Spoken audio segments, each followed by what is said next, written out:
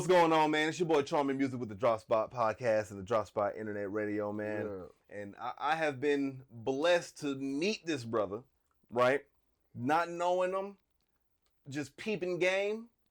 This is one of the dopest, hardworking, grounded individuals that I've come across in a long time. Yeah. I'm gonna just start that off by saying that. You know what I'm saying?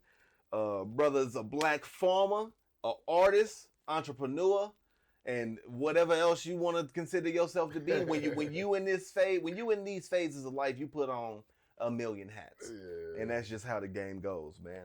But I'm sitting here with my brother FreshLife Jermo. What's going on, brother? Man, I'm good. How you doing? It's good to meet you, dog. It's good to see you, family. Nice to tap in with you. But like I said, it's always good to meet new people, reach out, you know what I'm saying, and just tap in, you know what I'm saying? You never know what people's mind states are like and what people got going on, man. So do me a favor, look in that camera right there, and let the people know where they can follow you at real quick before we get going. You can follow me at FreshLifeJermo.com, FreshLife Jermo on Instagram, FreshLife Jermo on Facebook. And I always tell people, man, if you can't find me on none of that, just Google me. Real. Something good gonna pop up. Man, look, that's how you know a motherfucker getting to it. When they say Google me, that's how you know they already got it going. Ask Siri. No, that's crazy. Ask Siri, that's a whole nother level, man. But man, do me a favor, tell me a little bit about your upbringing. Where you from? Man, so I was originally born in Greenville, Mississippi, in the Delta. I always tell people we 2 hours south of Memphis, and birthplace of like blues, cotton, soybean, like all that. But I pretty much was raised in Houston my whole life, from about 1998, 99. So I grew up in Houston. That's really all I know. My mom we moved to Michigan for a little bit to stay with my aunt. So, but Houston, that's my home. You know what I'm saying? Texas. What side of Houston? South side. Hey. You know what I'm saying? I done stayed on every side, but the south side, sunny side is primarily where I grew up at, friends at, graduated high school from. How was it? So I'm born and raised Dallas, born and raised from the North. Like I'm from the North, straight up and down. For sure. It's my second home too. What was it like growing up in Houston during that time? Because you said you getting down there 98, 99 and just being there all the way through high school. Right. I mean, you went through the heavy Swisher House era. You went through, you know what I'm saying, the white tee, the jersey era. Yeah. You went through all that. So what was the culture like out there? Because there's a lot of culture in Houston. I'm not gonna lie, it was lit, and it still is lit today. I say back then it seemed like, it was probably more like family parties going on, more like community parties going on. Now you see like a lot of tourists. The music though was hard. I mean, you talking about from the Rose, Trey, ABNs. We was jamming around that time. Yep, like asshole by nature. Yeah, you still got the Swisher Styles, you know what I'm saying? Body rocking in Southside, bro. But yeah, Houston was lit back then. It had still to this day like an aura around it that, people from even back then was coming from everywhere to come down here.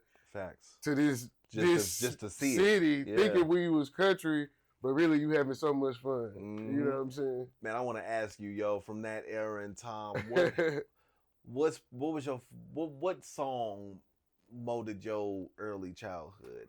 Man, that's hard. I know, especially with Houston, because it was so much. Like from a Houston song from a Houston music in general. I ain't gonna lie.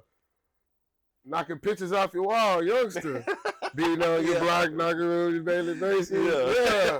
Knocking pictures off your wall. It was hard. Youngster was cold because he was young and you could barely it's like you kind of can hear what he said, but you can't. Facts. But it sound good. Yeah. Man, I'm listening to your music. It does have a lot of that rich Houston Southern influence. Right. You know what I'm saying? Did a lot of that music in that time kind of molded to be that way? Yeah, like I told you, I'm like, my music like a gumbo because I know you got all kinds. So yeah, a lot of it come because I did grow up in Houston. Pimp C and UGK is like my favorite artist, favorite group. Mr. Favorite Beverly and Maze. I feel that. You know what I'm saying? But, I think me being from Mississippi, growing up in Houston, and also just traveling, even when I was young, that's what really make up my sound.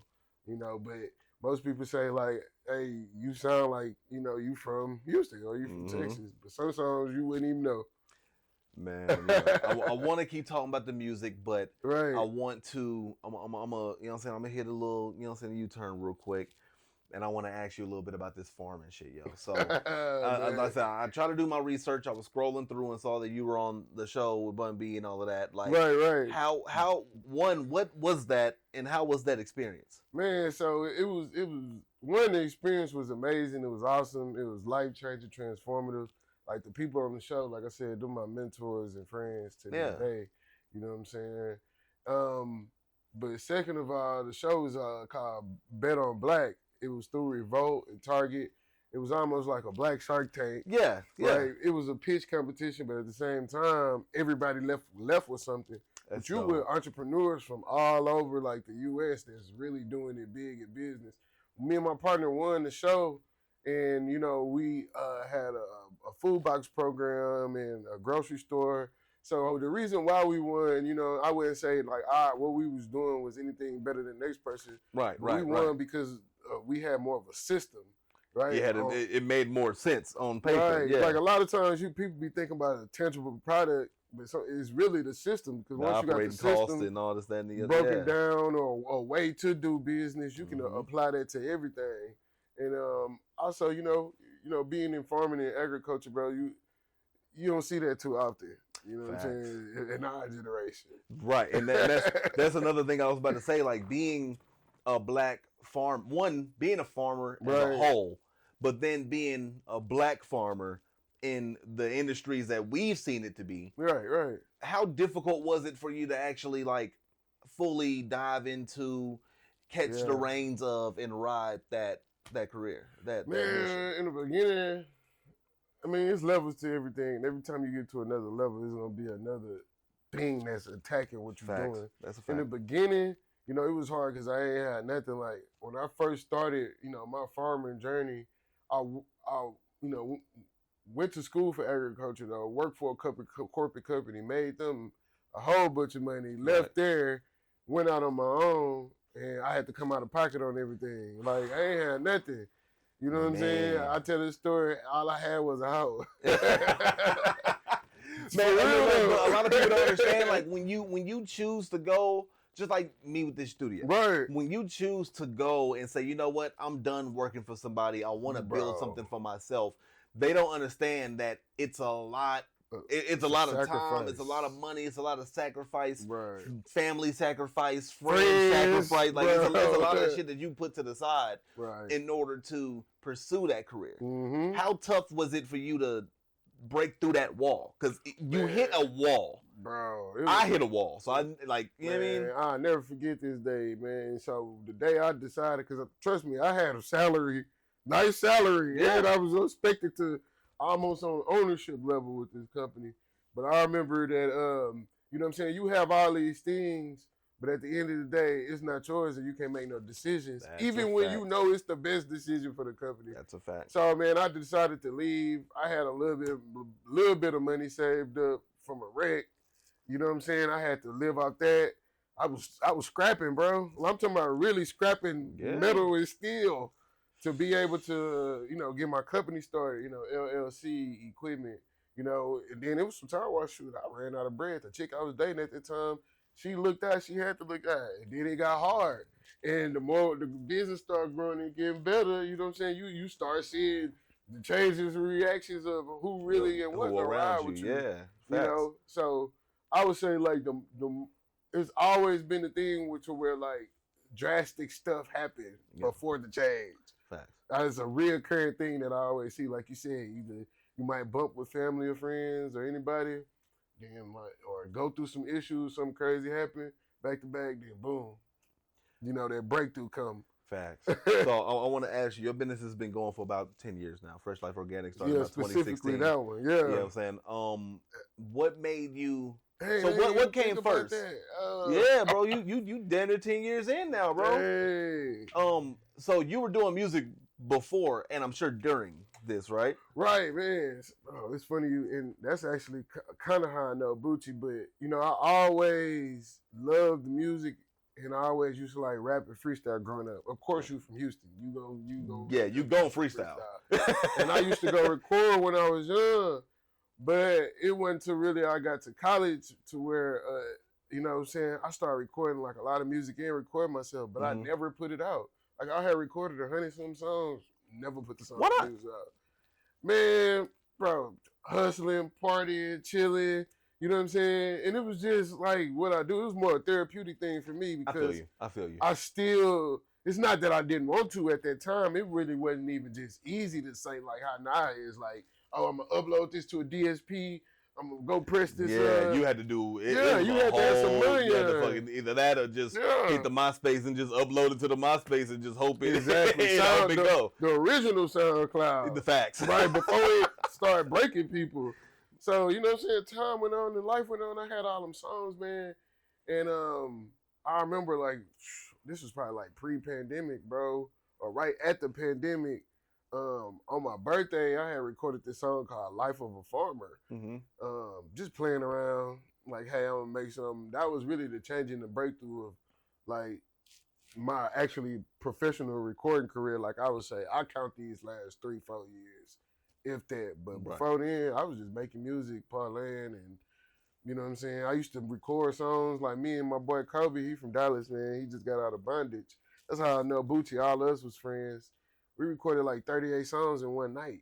Sheesh. You know, so I always have been recording and making music, but I never put it out. And you know, Booch is a machine when it comes to them beats, boy. That boy can push some beats out. That boy, he's cold. That's my dog. Shout out to Boochie, man. You know what I'm saying? You describe your music as an underground melting pot. What does that term mean to you? Man, but I love mainstream music, bro. But you know what I'm saying? I'm an underground king. You know what I'm saying? You know, underground is no box on the music. But I might make some underground music that might sound like this or get beats from somebody from the Bay, from LA, from Chicago, from Flint, from New York. You know what I'm saying? Every city, every state, every region has their own sound. And when you get these beats, or when you just a student of the art of, you know, rap and hip hop, you know what I'm saying? You can make songs like that and, you know what I'm saying, the creativeness of it. So it's, man, my music's just a big, you know, melting pot. Like regardless of, you know, trying to be, you know, the biggest top 10 artist, whatever all this, everybody gonna strive. It's just like basketball. Everybody want the championship in that area. Facts. But if you don't tackle your neighborhood, your area, your friends in the underground, you know, the longevity thing, because you got co-artists that's never been. Man, look, the crazy part about that is like we come from age-wise, we come from that time. Yes. Where you had to do that. Yeah. You selling CDs out the trunk. You riding in the car with your fucking name spray painted on the side. Okay. Like, bro, we come from that era.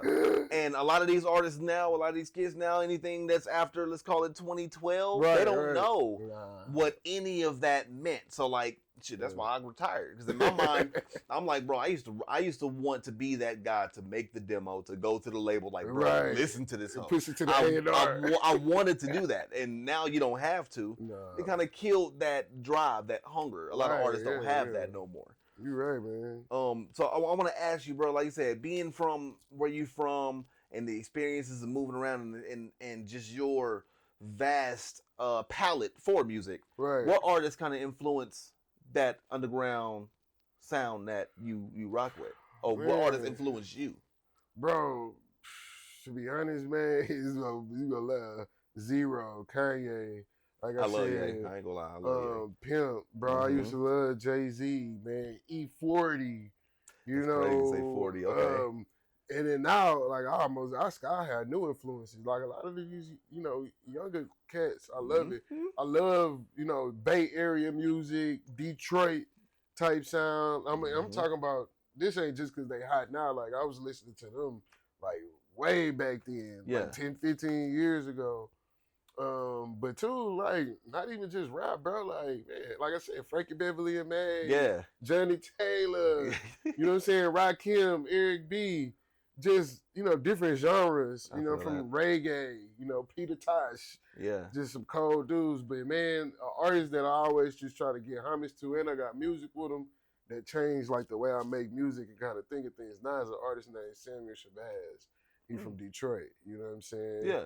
But, yeah, since I've been listening to bro in, like, the last 2-3 years, you know what I'm saying, his intent in his music and just the unorthodox way it's put together in production and rap, kind of just like made me feel like way more comfortable in the fact that it is artists like me out there, like him. We unorthodox. Yeah, that's what makes us so special. Man, that's dope that you said that. I wanna ask you something based off what you just said, just so I can.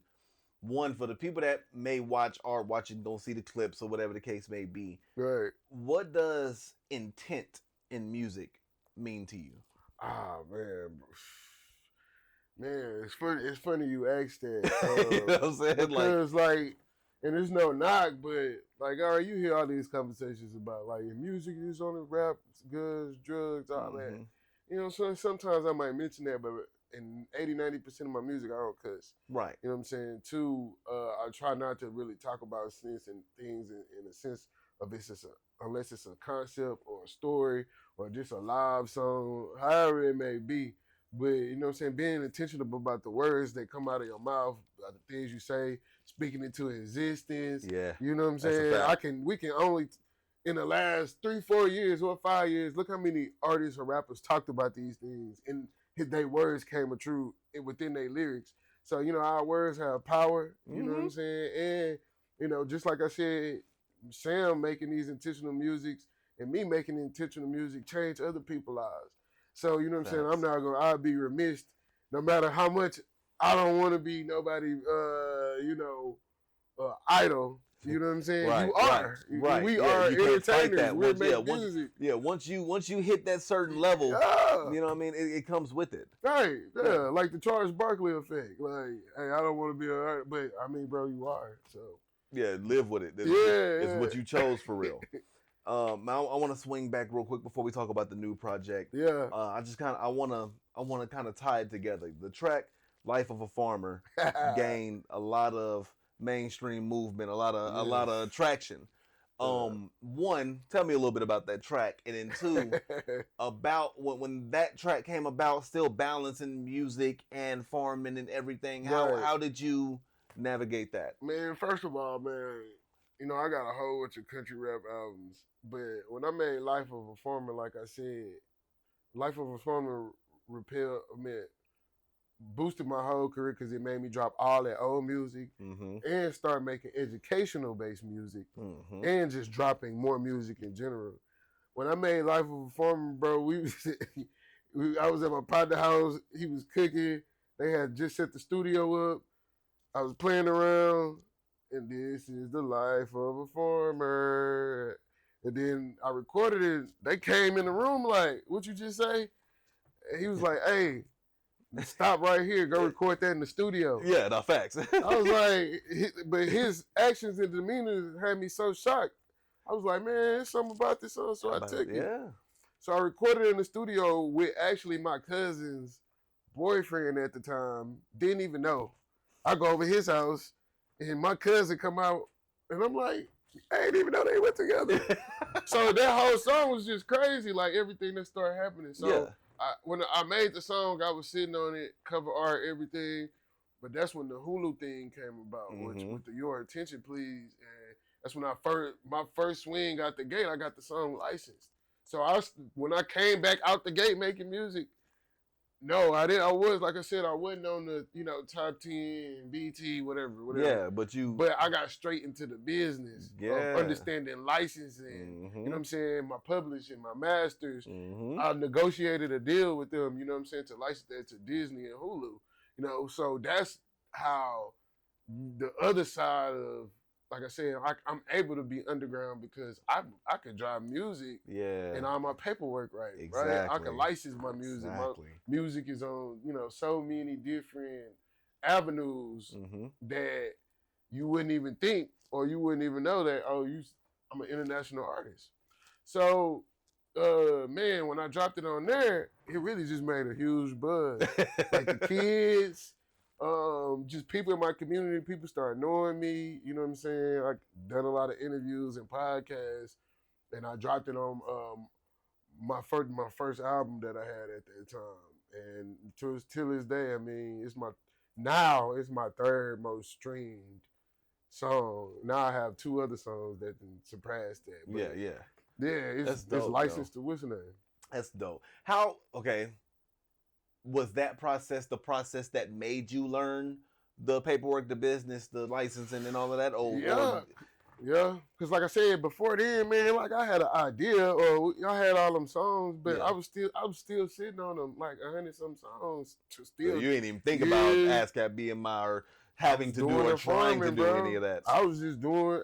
I remember I had to make a decision, like when I graduated college, like, man, am I gonna keep making this music and all the other stuff I was doing? You know what I'm saying?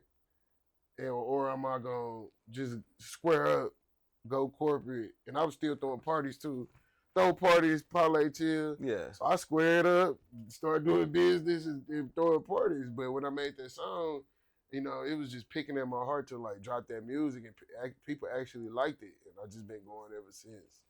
Man, that's how it usually works. After a while, like I said, when I have a saying that I tell all my partners when they start telling me this and telling me that, I'm like, bro, I cannot chase a dream if my reality ain't straight. Right, a lot of times it be too, like, man, that's why I'm always talking and giving speeches, like, you know, monetizing your passion. Yeah. Because, man, I done watched a lot of artists, a lot of people who had this dream and they don't have no job, they not working, you go, you know, 5-6 years, you don't even, and you grow up, you don't have all the stuff you wanted because you've been chasing your passion. And some may feel like, oh, no, I don't want to work. It's going to happen. I never was like that, bro. I mean, look, I'm the same, dog. I'm the same way. Because like I said, I've had those moments. I've had those moments where I was working, right, like I said, corporate, warehouse, whatever the case may be. And I'd be like, you know what? I've been at this job 2 years, bro. Okay. I'm fucking right now. I'm about to go and do this studio shit for a year. Right. And after that year, I'm scratching my ass like, bro, fuck it. I got to go back to work. Like, you gotta do what you got to do. Yeah. A lot of artists don't want to work that 9 to 5 and have that, you know what I'm saying, that dream. No, for sure. But you need it. You got to fund the dream somehow. Shit. Yeah, and I'm a hustler. Like, so, like I said, I always gonna work or find some way to make some money. You know what I'm saying? Some stuff I probably did back then that I wasn't supposed to be doing, but then, you know what I'm saying, I evolved into business. Yeah. You know, and start understanding how that works and applying it to my passion. Right? So it's a process, man. Yeah. Man, tell me a little bit about the upcoming project, How I'm Living, man. Like, what has your mind state been building this project? Man, How I'm Living is, I just did a few interviews these last 2 days, and How I'm Living is where I'm at right now. Like, I got this thing about reinventing myself every change of the season. The weather change every season, I think I need to be. But my life, like, has significantly changed in, like, the last year and a half. So, you know what I'm saying? The type of music that I was making and what I was doing, you know, back a year and a half ago, it ain't like that right now. Like, shoot, I mean, I'm living a little bit better. I'm having a little bit more fun and getting a little bit more funds. You know what I'm saying? And, you know, I really want to show people my day-to-day life. Like, this whole journey of me making music, I haven't really had interviews in depth about my life. I haven't really showed people, like, my day-to-day. Yeah. You know what I'm saying? Now I'm at a place where I'm comfortable, and I want to, you know, work with other artists and talk about my life with, you know, kids and people, you know what I'm saying, and be more of an inspiration. But yeah, How I'm Living right now is, man, is an ode to me and the growth that I had, you know what I'm saying, in a new sound. So even on this album, and I've had many albums with a lot of features, I probably worked with 46 artists in the last 3 years. Sheesh. Right, and I got a lot of music right now in the cuff. But this album, like, I have some more major artists on there and major independent artists on there that people not gonna respect. Like, yeah, I'm about to say, and the production. Is there any names that you want to drop? Oh man. If you man, Nah, I'm waiting. I'm gonna give him a little sprinkle. I'm trying to get a little sprinkle. I'm just trying to get some game. I'm gonna give him a little sprinkle. But I'm gonna say a few of them from Texas and a few not from Texas. That's dope. That's dope though. Yeah. So would you say that the growth, like you spoke on, is like you said, that's the difference between how I'm living and Fresh Vibes and Double Standards? It's just that progression and growth. I'm trying to tell you, Fresh Vibes. So man, so look, when I dropped Fresh Vibes was, you know what I'm saying, you know, and that album right there, and was a lot of like overage from a lot of the music that I made. Like I said, I'll keep a lot of me. I probably got like 60-something songs in my phone right now that's unreleased. But I curated it, and all my albums have themes. But that one right there was just like, I was talking about how I was chilling. Yeah. You know what I'm saying? And what I was going through, especially like the last song, like The Letter to Breathe, like my sister had died last year. You know what I'm saying? But I just kept working. So I had to put out, you know, music about just how I was feeling or these thoughts from when I'm still traveling, working, going to these places. Right. You know what I'm saying? Like baggage claim. And like, man, I got to go deal with some life stuff, but I'm trying to pick my clothes up for baggage claim. Right. Like, just more life experiences. So, like I said, I don't have that much stress and going through that much stuff now. So how I'm living is just like free, open, showing that growth, and I'm not going to say super upper echelon, but you know what I'm saying? It's supposed to give you way more motivation, right? More so than lessons. Yeah. The other albums was lessons, you know. But Double Standards side A to side B was like old school. You remember how you had side A and side B on the tape? So side A was like for the ladies. Completely. Slow, fast, everything. But side B was just like, hey, I'm going in, I'm rapping. You know what I'm saying? I'm giving different flow, different vibes, right? And the production was pretty much all on point by my people, Hefe Pablo. Yeah, so how I'm living right now, too, got a lot of beats from Hefe Pablo, but a lot of beats and production from people from other cities and states as well. Yeah. So, and they are platinum producers that has worked with I wouldn't say upper epsilon, I keep saying that, but bigger artists. Right. You know what I'm saying? But seasoned artists. So yeah, it's one of them things like when you listen to it, you know what I'm saying? Yeah. Like how I was explaining in my last interviews, most music that's getting put out these days, you might jam it 2 weeks, maybe 3. Right. A month. Facts. This music, and most of my music usually takes, you know, a month and a half to catch on, and then it keeps going. It doesn't stop. It grows over time. This is one of them albums that when it comes out and when these songs come out, you're going to jam it. It's going to be in people's playlists. It's going to be a co-filing, and it's not going to take that time to grow. And the reason why I'm saying that is because the production and the artist and the intent behind it and the work in terms of like, hey, I'm going to open my life up while we rolling this out. You know what I'm saying? And going forward. So that's what's going to be totally different, you know what I'm saying, from this project. So when is the release date for this project, man? What we looking like? So we're going to release it on July 3rd, you know what I'm saying, on my birthday this year. Okay. I've never released the album on my birthday, and you know I ain't releasing it so y'all can get it for a birthday gift. I still won't. Nah, but like I'm saying, like man, this year I'm turning 33. You know what I'm saying? The magical number. Yeah. You know what I'm saying? And the thing about dropping it at this time is like, who would ever think somebody like me at this age of 33, how I'm living like right now, I would be like this. Like, for me, coming from Mississippi in poverty, coming to Houston, gangbanging, going through it, and struggling, right. You know what I'm saying, not really want to know what I want to do in life, you know what I'm saying, all the L's with the laws and with the police, and, you know what I'm saying, really just being a statistic of, you know what I'm saying, thinking that, hey, I'm going to be back in poverty or just super struggling, that, hey, I'll be living like this. Right. You know what I'm saying? And it's like, man, I'm not no super rich fellow, a millionaire, billionaire. You know what I'm saying? I live good or comfortably, but you know what I'm saying. I just want to be a motivation to everybody else. You know what I'm saying? And how I'm living. Yeah. And so this is almost a shrine of art to my people, bro, to my fans. You know what I'm saying? It's not just another project and none of my projects I just put out, but this is, you know what I'm saying, a true piece of work of art that I feel like I sacrificed to make and get. You know what I'm saying? That's real, dog, man. Look, I've enjoyed this conversation and chopping it up with you, dog. I appreciate you for pulling up, showing me love, showing my people love. You know what I'm saying? That's what it's about, and that's what we have to make sure we do more of. Just that natural support, that, you know what I'm saying, of just being there when needed, being there when necessary, man. For sure. Do me a favor, look at that camera one more time. Let them know where to follow you at. Everything going. www.freshlifejermo.com, man. FreshLife Jermo on Instagram, on Facebook, man. Like I said, if you can't find me on nothing there, just Google me, X Siri. And make sure y'all tap in with the drop spot.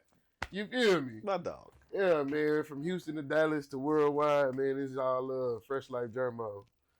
Man, look, this has been an amazing interview, man. FreshLife Jermo came through and gave us the game. Yeah. I'm gonna have to go soil some shit. I'm gonna have to go plant some flowers. We're gonna have to, you know what I'm saying? I'm gonna have to get into it, because my man's is grounded, and it's a certain level of grounded that you get when you're a black farmer and a musician, and all the culture is just flowing through you that way. Sure. You know what I mean? Like, I can only aspire to be as grounded as my dog. Just being real, you know what I'm saying, man? But like I said, it's the Drop Spot Internet Radio, man. FreshLife Jermo, Charming Music. Man, we out. Hey.